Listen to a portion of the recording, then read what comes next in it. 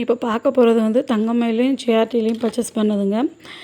இது வந்து ஜிஆர்டியில் பர்ச்சேஸ் பண்ணது 5 பவுன் செயின், ஒரு பவுன் வந்து இந்த டாலரு. அப்புறம் இந்த செயின் வந்து நான் ஜெயச்சந்தரில் பர்ச்சேஸ் பண்ணது சென்னையில் இருக்கும்போது.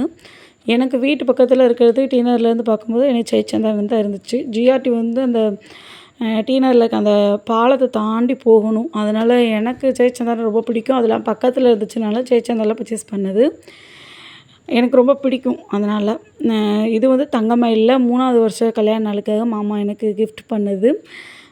இதை பற்றியே நான் ஃபுல் டீட்டெயில் நான் நிச்சயமாக உங்களுக்கு பெரிய வீடியோவாக போடுறேன்.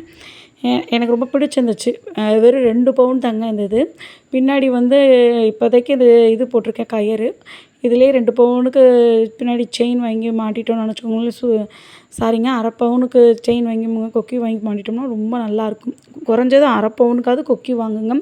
2 கிராமுக்குள்ளே நான் கொக்கி பார்த்தேன். ரொம்ப லைட் வெயிட்டாக இருக்குது. நிச்சயமாக நம்ம போட போகிறது ஏதோ ஒரு கல்யாணம் நல்ல ஃபங்க்ஷனுக்கு மட்டும்தான் போட போகிறோம். அப்படின்னும்போது அங்கே போய் அந்த குஷியில் தான் இருப்போமே தவிர நகை மேலே ரொம்ப கவனமாலாம் இருக்க மாட்டோம். அப்படின்னும்போது மிஸ் ஆகிறதுக்கு ரொம்ப வாய்ப்பு இருக்குது. குறைஞ்சது அரை பவுனுக்கு இல்லாமல் கொக்கி வாங்கி மாட்டாதீங்க. அதேமாதிரி நகை எடுக்கும் போதே ஒரு வேளை உங்கள்கிட்ட இந்த செயின் ஒரு 1.5 பவுனு இல்லை 2 பவுனுக்கு எடுக்கிறீங்க, இல்லை 2.5 பவுனுக்கு எடுக்கிறீங்கன்னா மினிமம் கொக்கியோட மாடலாக பாருங்கள். கொக்கி இல்லைன்னா நீங்கள் கொக்கி வாங்கி போடுறதா இருந்தாலும் சரி, அரை பவுனுக்கு குறையாமல் வாங்கி போடுங்க. அதுதான் ரொம்ப சேஃப்டியும் கூட. இது வந்து கேரளா டிசைன் சொன்னாங்க. எனக்கு ரொம்ப பிடிச்சிருந்துச்சு மாமா எடுத்துகிட்டு வந்தது. அதனால் எனக்கு ரொம்ப பிடிக்கும். இந்த டிசைனும் எனக்கு பிடிக்கும். நிறைய பேர் சொல்லியிருக்கீங்க இது பழைய டிசைன்லாம் கூட சொல்லியிருக்கீங்க. ஆனால் எனக்கு இந்த டிசைன் ரொம்ப பிடிக்கும். இப்போ இருக்க பிள்ளைங்களாக இருந்தாலும் சரி பாருங்களேன், நம்மக்கிட்ட நிச்சயமாக இதே மாதிரி டிசைன்ஸில் ஏதாவது ஒன்று இருக்கும். எனக்கு ரொம்ப பிடிச்ச டிசைன்றதுனால நான் ஜிஆர்டியில் பர்ச்சேஸ் பண்ணேன். ஏன்னா எனக்கு மோஸ்ட்லி லக்கியான கடைன்னு கேட்டிங்கன்னா கூட எனக்கு ஜிஆர்டி தங்கமயில் தான் இருந்திருக்கு. ஏன்னா ஒரு நகை எடுக்கிறோம்னா அது ஒரு நல்ல விஷயத்துக்கு ப்ளச் பண்ணணும்னு வச்சுக்கோங்களேன், ரொம்ப சந்தோஷமாக இருக்கும். அதேமாதிரி நான் வீடு கட்டும்போது இப்போ நான் காமிக்கிற முக்கால்வாசி நகையை நான் ப்ளச் பண்ணியிருக்கேன்.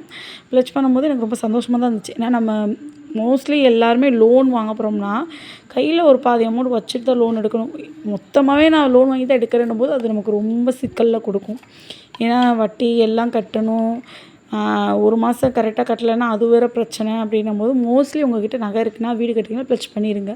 ப்ளச் பண்ணிவிட்டு அதுக்கு மேலே இருக்கிற இதை மட்டும் பேங்க்கில் லோன் போட்டு நீங்கள் எடுங்க. அதுதான் நமக்கு சேஃப்டியும் கூட. நகை இன்றைக்கி நல்லா எடுத்துக்கலாம். ஆனால் நமக்கு இருக்கிறதுக்கு இன்றைக்கி ஒரு வீடு ஆகி போச்சு நிரந்தரமாக அப்படின்றத மட்டும் முக்கியமாக பாருங்கள்.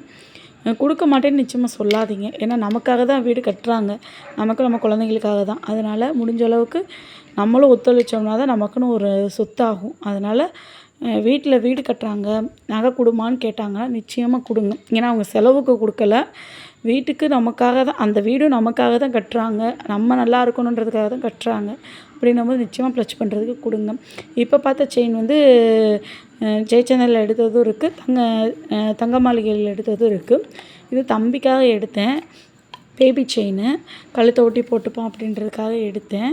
எனக்கு ரொம்ப பிடிச்சிருந்துச்சு. பார்க்க நல்லா பெருசாகவும் தெரிஞ்சு. ஆனால் 1 பவுன் தாங்க, பார்க்குறதுக்கு 1.5 பவுன் கிட்ட இருக்குன்னு பார்த்தவங்க சொன்னாங்க. ஆனால் 1 பவுன் தான். இன்னும் ஒரு கிராமுக்கு ஏதாவது நல்ல டாலர் ஒன்று வாங்கி போட்டோம்னா நிச்சயமாக குழந்த கழுத்துக்கு அழகாக இருக்கும் அப்படின்ட்டு நான் எடுத்தேன். ஏன்னா எனக்கு என்னென்னா என் பெரிய பையனுக்கு என்னெல்லாம் செஞ்சனோ அதே தான் சின்ன பையனுக்கும் செய்யணும் ஆசை. அதனால் அந்த பையனுக்கும் செய்யணும் அப்படின்றதுக்காக கஷ்டப்பட்டு சீட்டு போட்டு எடுத்தது. இது வந்து ஜிஆர்டியில் எடுத்தது. ஆனால் அந்த நான் சொன்னேன்ல ப்ளச் பண்ணும்போது நிறைய நகையை ப்ளச் பண்ணிட்டேன். அதனால் என்ன பண்ணேன்னா அந்த பாக்ஸ் எல்லாம் கொடுப்பாங்க பாருங்கள், நகை வாங்குவோம் நகை பாக்ஸ் எல்லாத்தையும் தூக்கி போய் வீடெல்லாம் க்ளீன் பண்ணும்போது எல்லாத்தையும் தூக்கி போய் காயிலாங்கல்ல போட்டேன். ஏன்னா அதை வச்சிருந்தா வேஸ்ட்டாக குப்பையில் போடுவோம், காயிலாங்கல்ல போட்டாலும் ஏதாவது ஒரு காசு கிடைக்கும் அப்படின்னு சொல்லிட்டு வீடை க்ளீன் பண்ணும்போது நிறைய போட்டேன். அப்போ எடுத்த ஜிஆர்டியில் எடுத்தது தான் இதுவுமே. எனக்கு ரொம்ப பிடிச்ச தோடும் கூட. ஏன்னா 2 பவுனு, ஒவ்வொரு தோடும் ஒரு பவுனுங்க. நல்லாயிருக்கும். ஒரு அரை பவுனுக்கு இல்லை 1 பவுனுக்கு நல்ல காது மாட்டி வாங்கி போட்டோன்னு நினச்சிக்கோங்களேன், நல்ல காதை மூஞ்சி நல்ல ரவுண்ட் மூஞ்சாக அவங்களுக்கு இருந்துச்சுன்னு வச்சுக்கோங்களேன், நல்ல லுக்கிங்காக இருக்கும். முடிஞ்ச அளவுக்கு சேமிக்க பாருங்கங்க. ஏன்னா இன்றைக்கி இருக்க காலத்தில் நம்ம குழந்தைங்களுக்கு நல்ல படிப்பு, ஒழுக்கம், அதே மாதிரி அவங்களுக்கு ஓரளவுக்கு நம்ம சேமித்து வைக்கணும். இது 3 குழந்தைங்கள்ட்ட இருந்தால் தான் ஃப்யூச்சர் வந்து நல்லாயிருக்கும். ஏன்னா நமக்கப்புறம் நம்ம குழந்தைங்கள நல்லபடியாக பார்த்துக்க போகிறது நம்ம விட்டுட்டு போகிற கல்வியும் நல்லொழுக்கமும் அவங்களுக்கும் ஓரளவுக்கு அமௌண்ட் சேர்த்து வைக்கிறது தான் எனக்கு தெரிஞ்சதுங்க. அதனால் முடிஞ்ச அளவுக்கு பிள்ளைங்களுக்கு நம்மளால் முடிஞ்ச அளவுக்கு சேர்த்து வைக்கணும்னு ஆசைப்பட்றேன். அதே தான் உங்களுக்கும் சொல்லிக் கொடுக்கணும்னு ஆசைப்பட்றேன்.